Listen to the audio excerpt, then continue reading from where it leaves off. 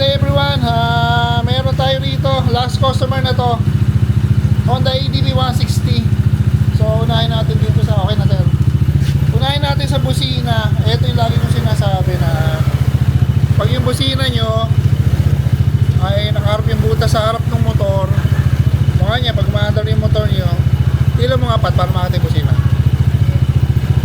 Ayan yung, pag maandar yung motor nyo, ayan o. So yung, eto, sure ako may tubig yan, pabusinahin natin. Busina nga pat. Pagka ganyan, hindi normal yung tunog niyan, kasi nga, yung harap ng butas niya, kumukuha ng tubig. Ganito yung madalas na nakikita namin na kaysa sa mga motor. So ginagawa namin, tawag dito, nagpaparakit kami. Etong butas na to nakaside dito. So pag tinignan mo rito sa harap, tago yung butas. Tapos yung isang horn sa kabila, nakabracket na stainless sa bracket, horn bracket.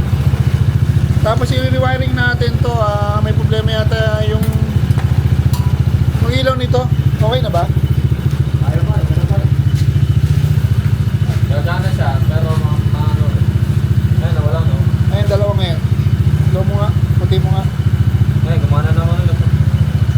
Ito kasi, ito, wala yung kabila. Yung kabila, wala. Oh, ayan o. Yan lang ang disadvantage ng ilaw nakalagay sa ilalim kasi napapasukan ng dumi yung fan.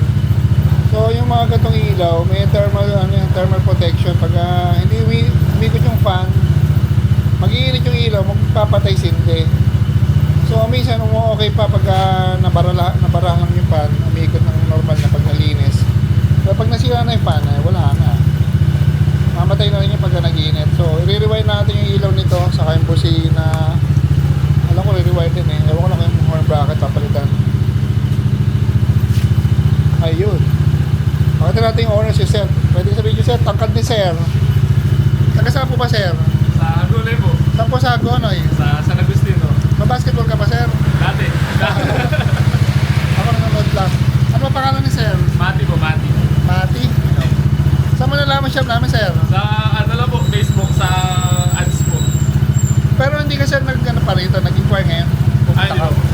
alam mo, bali yung girlfriend niyo po yung nakakita sa inyo, tapos inano po sa akin, silent po sa akin. Ayun, dahil girlfriend mo nakakita Sir, shoutout mo naman girlfriend mo, message mo na Tapos rin. sa joke ako. Taga saan ba girlfriend mo Sir? Taga saan? Sa dito lang po sa Maulan. Ano pangalan Sir? Alex po. Ayun, alam na hindi nalito. Kaya dito po ako nag-stay ngayon. Kasi baha po sa ano. Oo nga ba, dito sa Mohan naman, ba, ano lang, mababaw lang. Mababaw lang po, kayang-kaya. Kalsada Sa lang. Agulay po hanggang Bewa. Waterwall na kayo dun Sir, no? Oo. Yan o. Wala po. Delikado. Shoutout kila, no? Ang daming baha rito sa Malolos. Oo po, wala pong takas eh. Oo nga, Sir. So, kailan hupa bahay niya sa Agonoy, Sir? Hindi ba hupa, Sir, magka summer? Ay, magka po summer, wala. Pero pagka, ano po, siguro po mga bare months na. Pamasko na rin yung Opo. walang baha. Opo. Anong bayan ka sa Agonoy, Sir? Anong... Sa San Agustin po. Bago magkabayanan po. talagang lumulubog yata doon, no? Buwan lang. Di ba sa kabayanan lumulubog? Yung mga mababang, ano po. Yung mga terminal ng Baliwag doon, nakalubog. Wala na po yun. Ano na po yun. Habang buhay ng baha. Ala na. Wala. Dati nagagamit pa yun, hindi na talaga. Hindi na po talaga. So, galing ano, naiba na talaga. So, yun. Baka ala ka na shoutout, Sir. Wala naman ako. Sana walang maayos kasi may paparating po na, na rides. Ay, mag-ride sila, Sir. Kaya Oo. tingnan natin kung Sir, sino gumawa. Mamaya na lang. Oo. So, ayan, rewiring ng MDL sa ng busina. Ayun. Ano pa? Rewiring talaga? Ayan, rewiring. Bracket na po ng horn siguro. Yan, pakita natin, nakamount na yung PIAA. Pinalitan na natin ito ng bago. Natuluyang masira isa. Dati kasi ganito kabit niyan, ayan o. So yung butas talaga, kumukuha ng tubig. Ito pala, ito. So ganyan. Ngayon nakaside na. So pag dito sa harap, nakatago na yan. Tapos yung kabilang busina sa taas naman. Kakabit pa lang. Dito yan, dito. So ito, mas safe dito kasi walang tubig dun eh. So ginawa natin, nakatago yung mga butas ng busina para mas okay. Ano ba ito pa? stock namin. Papalitan pa lang. Tapos yung ilaw, tuluyan na rin nasira kaya pinalitan natin ng bago. Yan. Racing board din pala to. So, ginawa natin sa wiring, naka-relay yan. Yung mga naka-bullet terminal. Tapos wala siyang electrical tape. Kaya cutting mas spicy no electrical tape. Ito kasi yung dating wiring yan. Ayan. Pagka mag-install kayo ng busina kahit anong motor, kagaya sa PCX, saka sa mga Honda ADV, kadalasan ganun ginagawa ng kapit. Nakaharap yung butas kaya pinapasok ng tubig. Kaya nasisira. Yun. So, diba lang kitang-kita na puro baka ng tubig ang loob.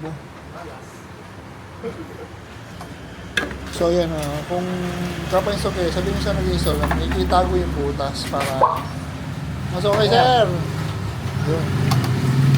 Yan, final demo na tayo. Honda ADV 160 na puti. Pambiyahe na to sa... Paulan lang sir, malapit lang, kapitbahay. Saan ang biyahe mo kasi? Sa Marilake. Ayun, pang Marilake na to. Ay, sir, tanong na to. Kaya pailaw nga, sir. Ayun o. Sabi ni sir, parang mas malaki kasi yung dati niya X1. Ito X1 GT na yan. So, tapos ginawa namin sabay na yung high and low pagka naka-high. Yung dilaw at puti. Kaya mas malaki yung sakop niya. Tapos yun na nga, sir. Okay na, sir.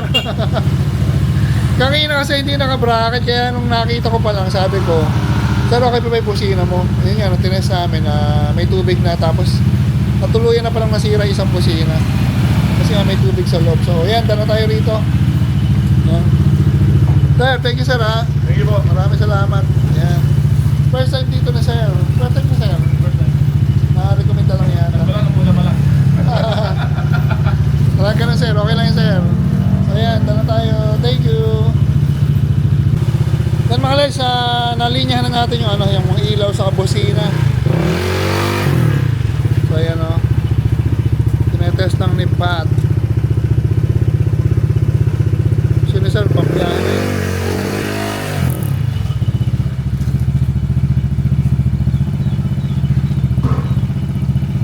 Yun o, pagka naka-high, silaw talaga. Ilaw lahat. Pagka naka-high, sir, pero pagka naka-low, sir, sakto lang. Busina ng apat. Yun, okay na. Tunog busina na, sir. Hindi na butchi. Kangin na, iba tunog, sir, no? Oo. So, yan. So, yeah. Kailan mabiyahin niyo, sir? Ano Wala po? pa. Ngayong Sabado po siguro. Ano yan, sir? Rain or shine? Rain or shine. Pero Oo. pagka masyadong malakas yung rain, ano muna? Paliban mo na. Pero masal magbiyahe ng ulan, yun lang. Oo po. Konting ingat lang. Totoo naman yun.